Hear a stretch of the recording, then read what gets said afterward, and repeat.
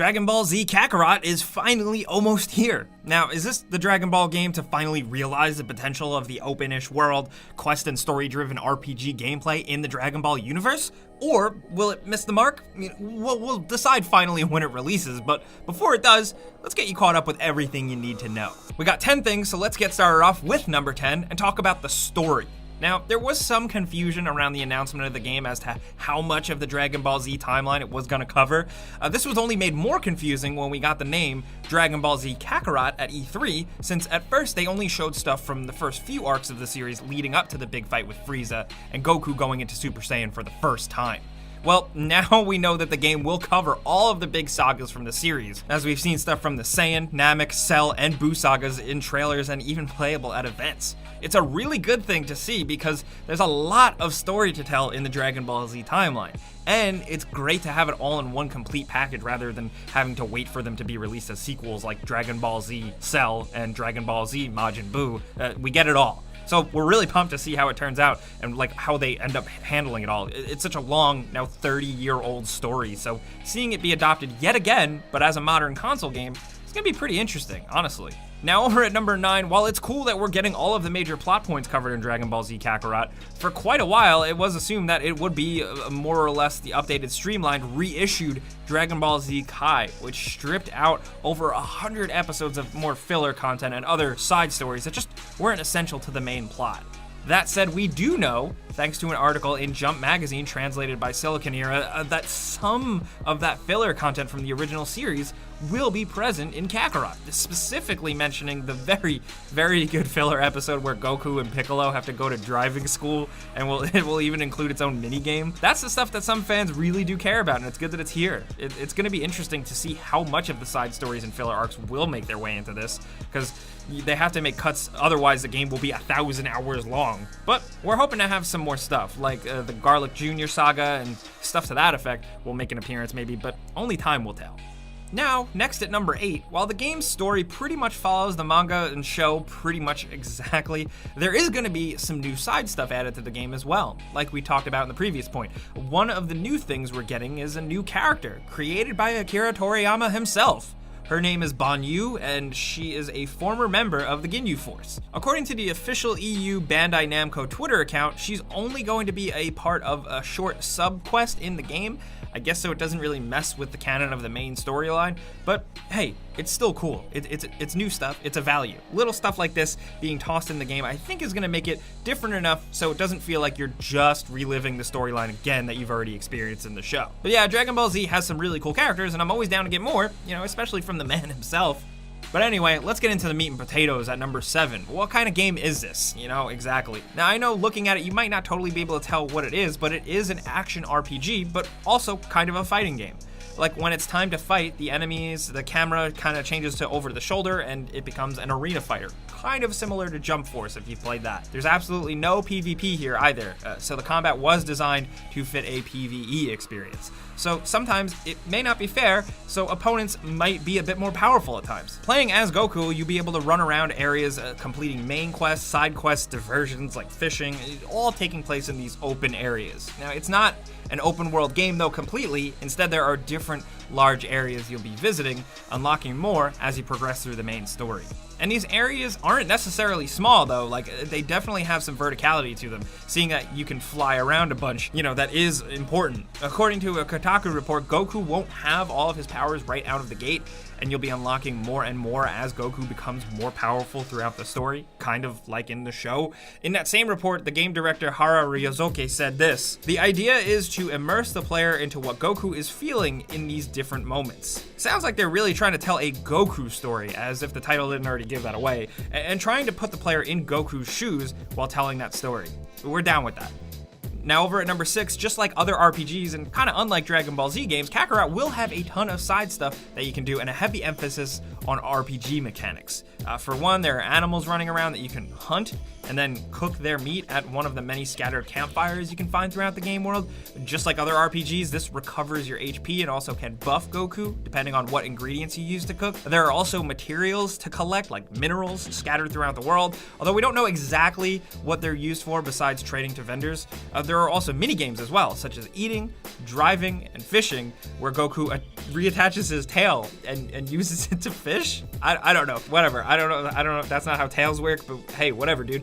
You'll also be able to fly around and collect Z-orbs, which acts as a currency. So even though the worlds look a little empty at times, there's gonna be stuff there to keep you busy, even roaming enemies.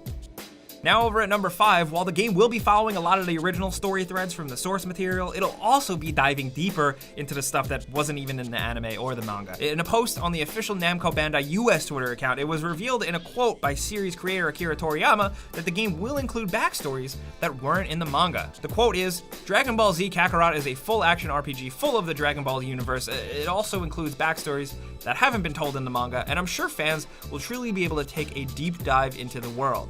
Now, yeah, that isn't like super specific about what kind of backstories they're going to be. There are a lot of gaps where we don't know what people are up to, and we can now see what was going on, like when Gohan is just knocking around between the Cell and the Great Saiyaman sagas, or as we've seen others online postulate, what Goku was up to on planet Yardrat after defeating Frieza and, learn the instant transmission technique. There's a lot of room to explore in this space, so the possibilities are pretty damn near endless, especially given how many characters there are in the universe and how only a handful are ever in the spotlight at any one given time. It could open the doors for some really cool shit. Now over at number 4, Goku is awesome. Dragon Ball Z also has a ton of other really cool characters though that I know we'd all love to see, and as expected, a lot of them are going to make an appearance in this game, seeing as how it follows the storyline of the whole show. You'll be able to call in a lot of fighters to assist you in combat. But one thing that maybe you didn't know is that you get to play as more than Goku. So far, it's been confirmed that you can play as Goku, Gohan, Piccolo, Gotenks, Vegeta, Future Trunks, and Vegito. But most of Goku's crew, like Yamcha and Krillin, are in the game as characters that you can call in as support during a battle. There are characters like Bulma and Master Roshi who are going to pop up as NPCs. Then, of course, the baddies in the game will be boss battles mostly. Honestly, it's safe to assume that we're going to see most, if not all, of the mainline Dragon Ball Z characters, even if they did do my boy Krillin dirty by making him just a support character and not a playable one, but hey, we'll let that go. Down to number 3, it's definitely worth noting that this isn't coming out from any random shovelware company, and it's actually being developed by CyberConnect 2, a studio that's no stranger to making licensed anime games. CyberConnect 2 made a name for themselves years back for being the developer of the Naruto Ultimate Ninja and Ultimate Ninja Storm games, which have been pretty well received and lauded anime arena fighters, at least for the last decade or so, as well as games like the Dot Hack series and Asura's Wrath, which, hell yeah. It's also a developer that is well versed in creating the large-scale spectacles that a series like Dragon Ball Z needs, and it'll be interesting to see how they bring those giant bombastic fights to life in a 3D space, because boy, does Dragon Ball Z get crazy towards the back half. So having a studio who's experienced with something like the Naruto games, or in particular where big ridiculous signature attacks are sort of the norm, it makes total sense. And down to number 2, just like every other RPG, Kakarot does have a pretty sizable skill tree. Seeing that there are numerous playable characters, there are numerous skill trees, with each character having their own. This is pretty cool because it's safe to assume that each character will have a skill tree that is specifically tailored to them, maybe even having each one have their own unique abilities. Now, like we mentioned earlier, you can collect Z-orbs out in the world, and you use these to level up each skill tree. There are 3 types of Z-orbs though. Each one can kind of be found in a particular part of the map.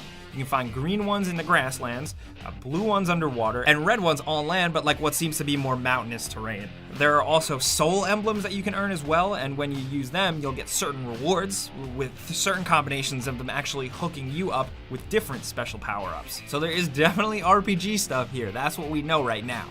But down to number 1, as usual, it's time for a little bit of housekeeping. Dragon Ball Z Kakarot is currently set to release on January 17th, 2020 on PlayStation 4, Xbox One, and PC.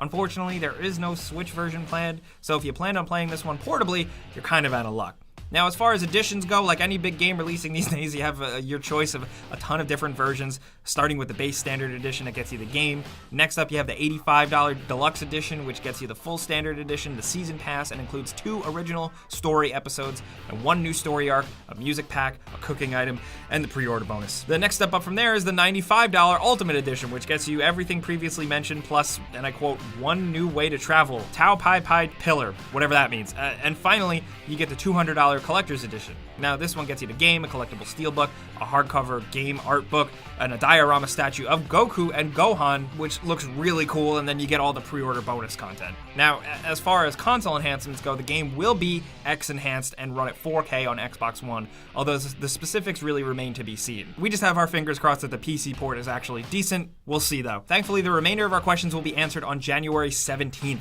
But if you're a Dragon Ball fan and you're looking forward to this game, we would love to hear from you. That's the stuff we think you need to know to get caught up if you've been living under a rock. Let us know anything in the comments about DBZ Kakarot, anything you want, your hopes and dreams, anything at all. And if you enjoyed this video and maybe we taught you something, clicking the like button is the best way you can help us out. And if you're new, consider subscribing and hitting that notification bell because we put out videos every single day. But either way, thanks for watching. We'll see you guys next time.